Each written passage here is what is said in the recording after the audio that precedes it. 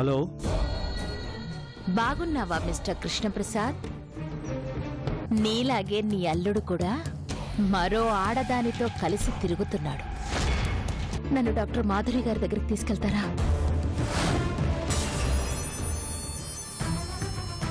రాజాని ఎంతవరకు నమ్మొచ్చు? నమ్మడం అంటే ఏ విషయంలో?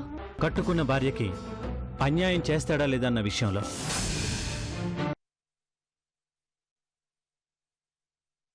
రాజా ఒక అమ్మాయిని తీసుకుని హాస్పిటల్కి వచ్చాడు. అమ్మాయితో చాలా క్లోజ్గా ఉండడం నేను చూశాను. అమ్మాయి గురించి ఇటు మనకు గాని అటు చందుకు గాని తెలీదు. ఏ హాస్పిటల్కి తీసుకొచ్చాడు? గైనకాలజిస్ట్ దగ్గరకా? కాదు, సైక్రియాటిస్ట్ దగ్గరికి. అయితే ఇంకేంటి, అక్కడ తెలిసిపోతుంది కదా ఆ అమ్మాయికి ఏదో మెంటల్ డిసీజ్ ఉందని. అసలు వాళ్ళు ఎందుకు వెళ్లారో మీకు తెలుసా? అడిగాను. అమ్మాయి ట్రీట్మెంట్ కోసమే తీసుకొచ్చాడని డాక్టర్ చెప్పింది.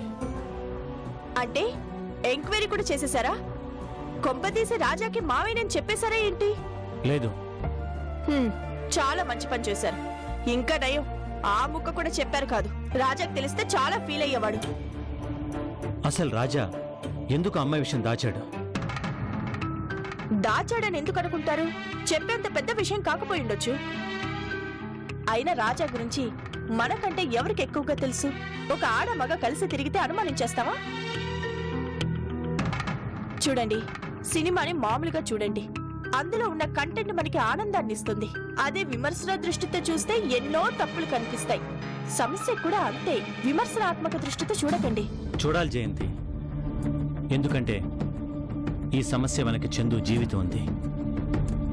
కన్న తండ్రిగా నాకు ఒక బాధ్యత ఉంది కదా. మీకు తండ్రిగా బాధ్యత ఉంటే నాకు తల్లిగా బాధ్యత ఉంది. నన్నడిగితే ఇది చాలా చిన్న విషయం, ఈజీగా తీసుకోండి. వెళ్ళి ఫ్రెష్ అయ్యారండి. ఈలోగా నేను టిఫిన్ రెడీ చేస్తాను. వెళ్ళండి.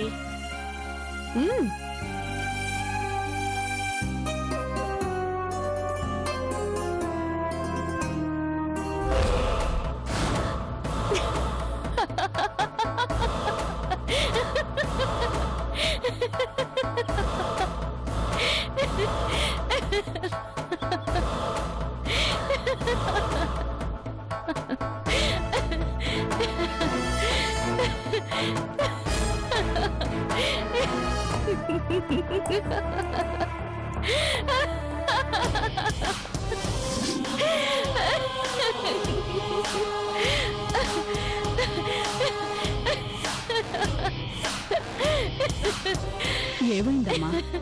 ఎందుకలా నవ్వుతున్నా?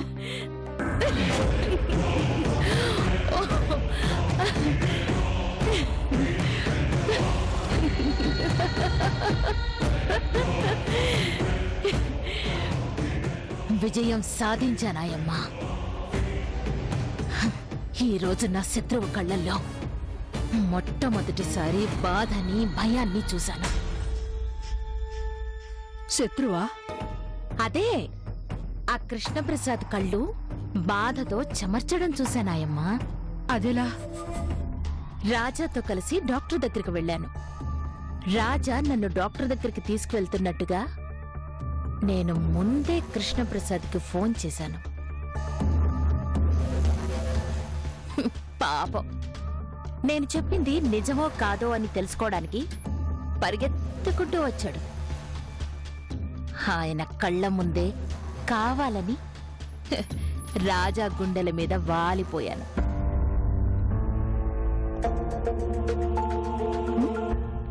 ఏంటాయమ్మా, చిరాగ్గా అనిపిస్తోందా? అనిపించదా? నువ్వు పెళ్లి కావాల్సిన పిల్లవు, ఆ విషయం మర్చిపోతున్నావు. తెలుసాయమ్మా, నేనేం మర్చిపోలేదు. కానీ నాకు నేననుకున్నది సాధించడం ముఖ్యం. ఆ కృష్ణప్రసాద్ తన కూతురికి అన్యాయం జరుగుతోంది అని కంగారు పడాలి. నా టార్గెట్ అది. కానీ నువ్వు ఎంత దిగజారిపోతున్నావో నీకర్థం కావట్లేదు తల్లి. పెళ్లి కావలసిన వయసులో పగలు ప్రతీకారాలు అంటూ వెళ్తున్నావు. ఏ వయసులో జరగాల్సిన ముచ్చట ఆ వయసులోనే జరగాలి. ఆ రాజా నీకు బావగారవుతారు. అతనితో అలా ఉండడానికి నీకు ఇబ్బంది అనిపించడం లేదా? బావగారా? హ, నేను ఆడే ఆటలో అతనొక పావు మాత్రమే. ఈ పాటికి ఆ కృష్ణప్రసాద్ తను చూసిన దానికి కుమిలిపోతూ ఉంటాడు. ఇది కేవలం ఆరంభం మాత్రమే. అసలు ఆట ఇదిగో ఇప్పుడే మొదలైంది. ముందు ముందు ఇలాంటి ట్విస్ట్లు చాలా ఉంటాయి. మానసిక క్షోభ ఎలా ఉంటుందో రుచి చూడాలి కదా.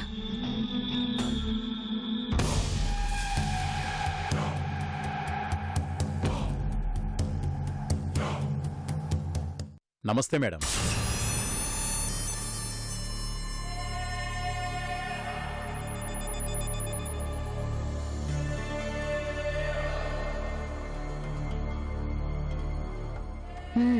చెప్పండి మహేంద్ర.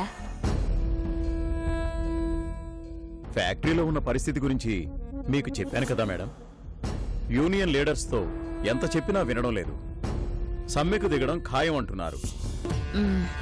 యూనియన్ ప్రెసిడెంట్ ఎంత కమ్ముడుపోతాడో కనుక్కోమని చెప్పాను కదా. మేడం, అతను దాదాపు 10 లక్షల దాకా ఎక్స్పెక్ట్ చేస్తున్నాడు. వాళ్ళు అడిగింది ఇవ్వాలి అంటే మనకు దాదాపు 20 లక్షలు అవుతుంది. దాంట్లో సగం ఎక్స్పెక్ట్ చేస్తున్నాడు. చూడు మహేంద్ర, 10 కాదు 15 లక్షలు ఇచ్చేయి, కానీ సమ్మె మాత్రం జరగకూడదు. ఆ 15 లక్షలతో వర్కర్స్నే సాటిస్ఫై చేయొచ్చు మేడం. అది నీ వల్ల కాదు. ఈ రోజు ఇస్తే మళ్ళీ రేపు అడుగుతారు, రేపిస్తే ఎల్లుండి కూడా ఎక్స్పెక్ట్ చేస్తారు. ఇచ్చేవాళ్ళుంటే చచ్చినోడు కూడా లేచొచ్చి చేయి చాపుతారు. అది జరగకూడదు. కానీ ఆ ప్రెసిడెంట్ మాత్రం ఊరుకుంటాడా మేడం? అలవాటు పడిన మనిషి మళ్ళీ అడగడా? రేపటి నుంచి బ్లాక్మెయిల్ చేయడం మొదలు పెట్టడా మేడం?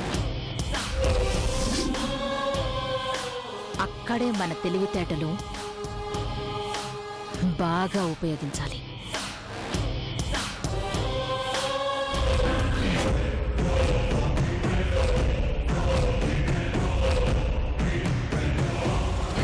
అతను తీసుకునే లంచం వీడియో తీసి దగ్గర పెట్టుకో. అతను పొలిటికల్ బ్యాక్గ్రౌండ్ ఉన్న వ్యక్తి మేడం. అయితే ఏం చేస్తాడు? ఎక్కువ చేస్తే ఆ పొలిటీషియన్స్ చేతే వాణ్ణి క్లోజ్ చేయిస్తా. నేను చెప్పింది చెయ్యి.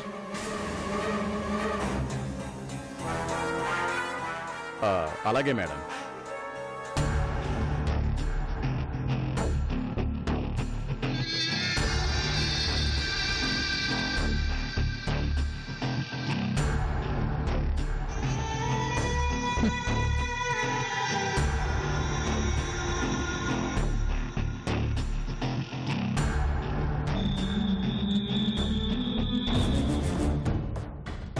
ఏంటాయమ్మా అలా చూస్తున్నావు? నీకు తెలియకుండా చాలా కఠినంగా తయారవుతున్నావమ్మా.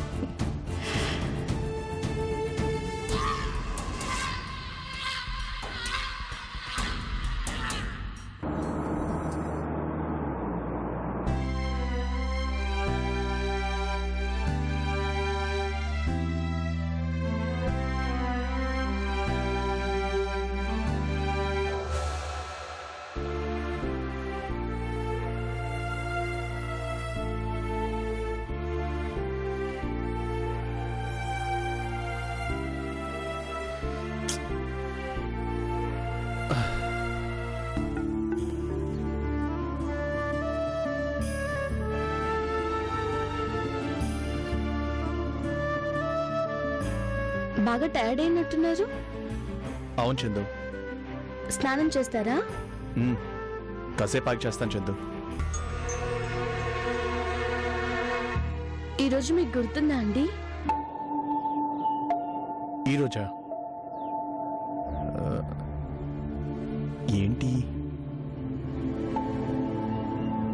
ఐఎమ్ సారీ చందు, వర్క్ టెన్షన్లో నాకేమీ సరిగ్గా గుర్తు రావట్లేదు. ఏమైనా ముఖ్యమైనవి ఉంటే కాస్త గుర్తు చేయవా ప్లీజ్? ఈరోజు చెకప్ కోసం శ్రవంతి గారి దగ్గరికి వెళ్ళాలి. మీరే వచ్చి తీసుకుని వెళ్తానని అన్నారు. సారీ చందు, నిజంగానే మర్చిపోయాను. నాకు నువ్వు ముందే గుర్తు చేయాల్సింది కదా. నాకు తర్వాత గుర్తొచ్చిందండి. వెంటనే మీకు ఫోన్ చేశాను. మీ ఫోన్ అస్సలు కలవనే లేదు. నా ఫోన్ కలవలేదా? ఏ టైంలో ఫోన్ చేసావు? ఉదయం 11 గంటల నుంచి ట్రై చేస్తూనే ఉన్నాను. మీ ఫోన్ అస్సలు కలవలేదండి. 11 గంటలకి అంటే నేను చీఫ్ ఇంజనీర్ గారితో మీటింగ్లో ఉండి స్విచ్ ఆఫ్ చేశాను.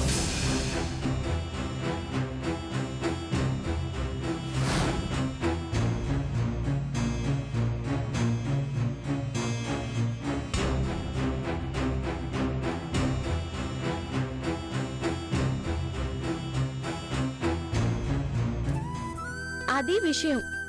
అందుకే ఫోన్ కలవలేదు. ఆ తర్వాత ఏనా ఫోన్ ఆన్ చేశారా? అది లేదా? మీటింగ్ అయిపోగానే ఆన్ చేసి ఉంటాడులేమ్మా, తర్వాత డిస్టర్బెన్స్ ఉండదు కదా. డాడీ రండి డాడీ. మీరెప్పుడొచ్చారు? ఇదిగో ఇప్పుడేనమ్మా. నువ్వు చెకప్కి రాలేదని డాక్టర్ శ్రవంతి గారు నాకు ఫోన్ చేశారు. కనుక్కుందామని వచ్చాను. అడగకుండానే తప్పంతా అల్లుడు గారిదని తెలిసిపోయింది. ఆయన తప్పు ఎలా అవుతుంది డాడీ? పాపం ఆయనకి ఎన్ని పనులుంటాయి చెప్పండి. నేనే గుర్తు చేయాల్సింది. అవునమ్మా, బిజినెస్ అన్నాక ఎందరినో కలవాలి, ఎన్నో అబద్ధాలు చెప్పాలి.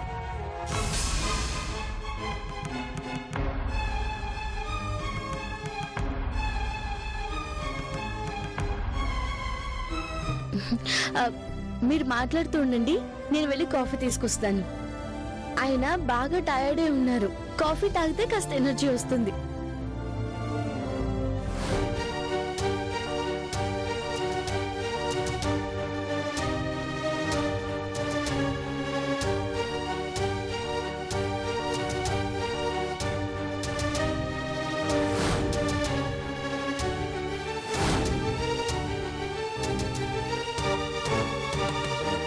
ఏం రాజా, నేను చెప్పింది నిజమేనా? ఒక్కోసారి చాలా అబద్ధాలు చెప్పాల్సి వస్తుంది కదా. నేనేం అబద్ధాలు చెప్పలేదే. అందులోనూ చందు దగ్గర మీ దగ్గర అసలు అబద్ధాలు చెప్పను. అంటే ఇప్పుడు నువ్వు చెప్పిన అబద్ధం కాదా? ఉదయం 11 గంటల నుంచి నువ్వు మీటింగ్లో ఉన్నావా? అది చీఫ్ ఇంజనీర్ గారితో. నిజం చెప్పు, ఎవరు అమ్మాయి? ఎవరు? అదే, నువ్వు ఒక అమ్మాయిని తీసుకొని నువ్వు డాక్టర్ మాధురి అనే సైకియాట్రిస్ట్ దగ్గర తీసుకొచ్చావే,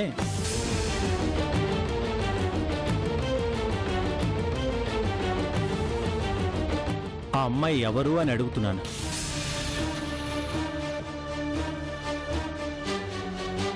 నేను అమ్మాయి రాజా, నువ్వు మీటింగ్లో లేవు.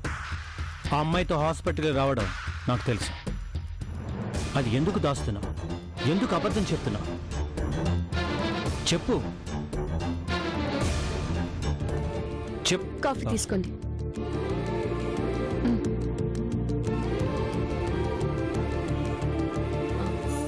ఏంటి డాడీ, నేను రాగానే మాట్లాడు ఎందుకు ఆపేశారు?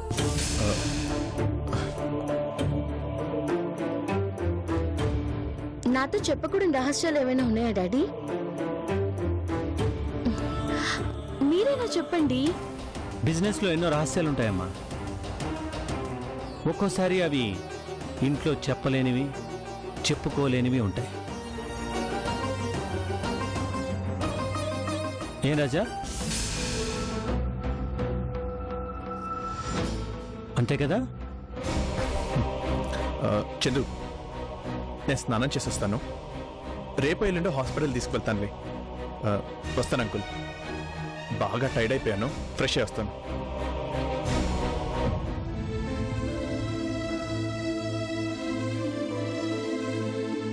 డాడీ అమ్మ ఎలా ఉంది? బాగుందమ్మా. చెకప్కి వెళ్ళేదేంటా కనుక్కోమని మీ అమ్మాయి నన్ను పంపించింది. రాజా తీసుకుని వెళ్తానన్నాడుగా, నేను ఇంక బయలుదేరుతాను. వస్తానమ్మా. అలాగే డాడీ. చూడమ్మా చందు, ఏం డాడీ? నీకేదన్నా కష్టం వచ్చినా, ఏదన్నా చెప్పుకోవాలనిపించినా నాకు వెంటనే చెప్పమ్మా. నువ్వేది దాచుకోవద్దు. అలాగే డాడీ. అయినా నేను దాస్తానని ఎందుకు అనుకుంటున్నారు? ఏం లేదమ్మా, ఊరికే అన్నాను. వస్తాను.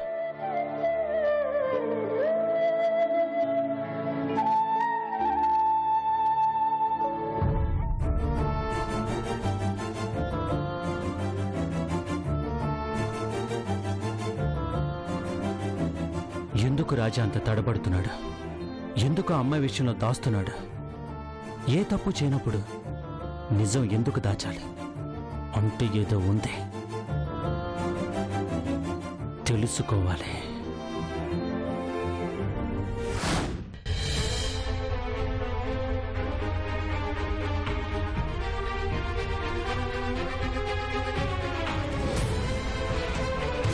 నిజం చెప్పు, ఎవరు అమ్మాయి? నువ్వు ఒక అమ్మాయిని తీసుకుని నువ్వు డాక్టర్ మాధురి అనే సైకియాట్రిస్ట్ దగ్గర తీసుకొచ్చావే, ఆ అమ్మాయి ఎవరు అని అడుగుతున్నాను.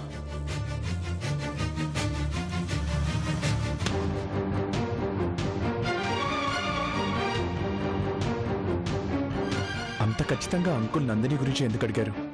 అంటే ఆయన నందినిని హాస్పిటల్ దగ్గర చూసారా? చూసారని చెప్తున్నారుగా, ఇంకా అనుమానం ఏంటి? అనవసరంగా అంకుల్కి నా మీద లేనిపోయిన అనుమానాలు మొదలవుతున్నాయా? ఇప్పటిదాకా దేవుళ్ళ చూసిన మనిషి రేపటి నుంచి నన్ను ఒక మోసగాళ్ళ చూస్తారా? పోనీ నందిని గురించి అంకుల్కి చెప్పేస్తే? ఇప్పుడు చెప్తే మాత్రం నమ్ముతారా? ముందే ఎందుకు చెప్పలేదు అని అడగరు? అసలు ముందే నందిని గురించి అంకుల్కి చందుకి చెప్పాల్సింది. అనవసరంగా దాచి తప్పు చేశాను. నందిని ఒట్టేయించుకున్నాక ఏం చెప్తాను? చా, ఇప్పుడు ఇది ఎంత పెద్ద సమస్యగా మారుతుందో. హలో హలో రాజా గారు, నేను నందినిని మాట్లాడుతున్నాను. చెప్పండి. ఆ రౌడీలు నన్ను చూశారండి. అంటే వాళ్ళు గెస్ట్ హౌస్కి వచ్చారా? లేదండి, నేనే మందుల కోసం బయటకు వచ్చాను. నన్ను వాళ్ళు చూసి వెంటపడుతున్నారండి.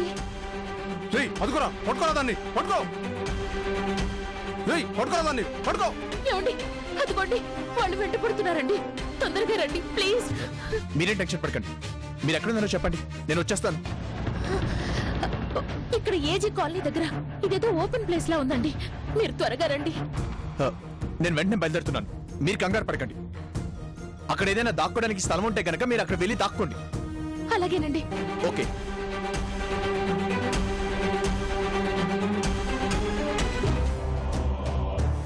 అతను వస్తున్నాడు. అతనికి కనిపించి పారిపోండి. అలాగే మేడం.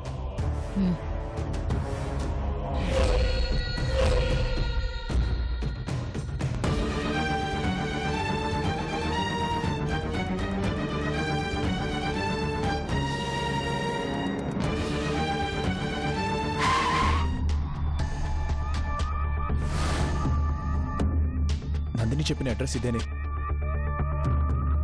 ఎక్కడుంది?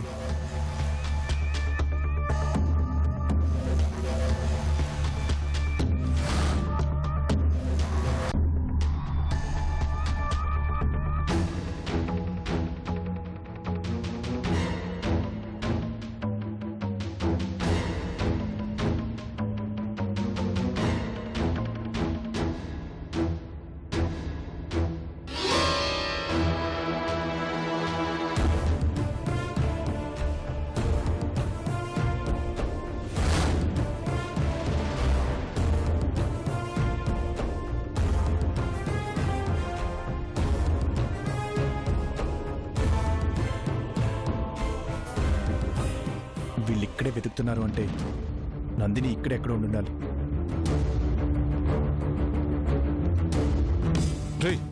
ఎట్టెళ్ళిందిరా అది? చేతికి చిక్కినట్టే చిక్కి తప్పించుకుందిరా. దాన్ని వదలకూడదురా. పద వెతుకుదాం. అలాగే అన్నా.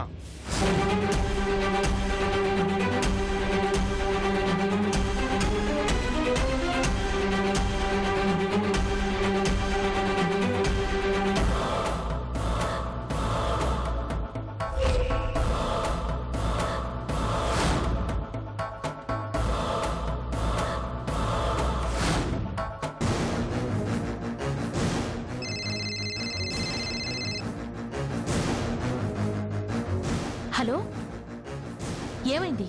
మేడం, రాజా వచ్చాడు. మమ్మల్ని చూసి ఆగిపోయాడు. నేను కనిపించలేదని మీరు వెళ్ళిపోండి. అలాగే మేడం.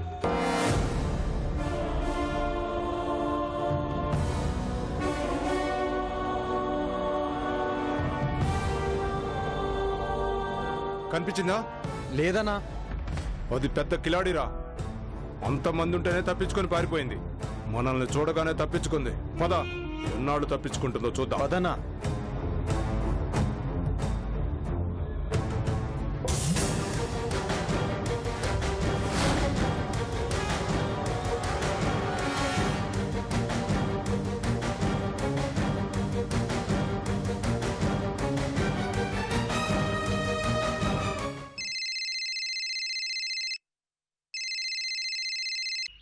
హలో, నందిని గారు, మీరు ఎక్కడున్నారు?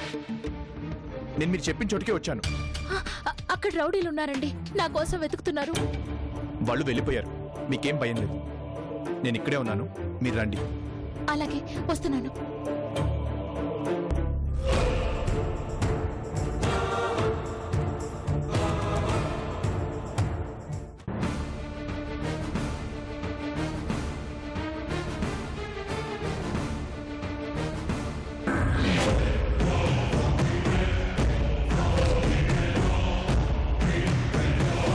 ఈ కంపెనీని నేను కొనేసా. మీరు ఒకసారి మాట్లాడండి. హలో నరేంద్ర, అమ్మేశాను రా.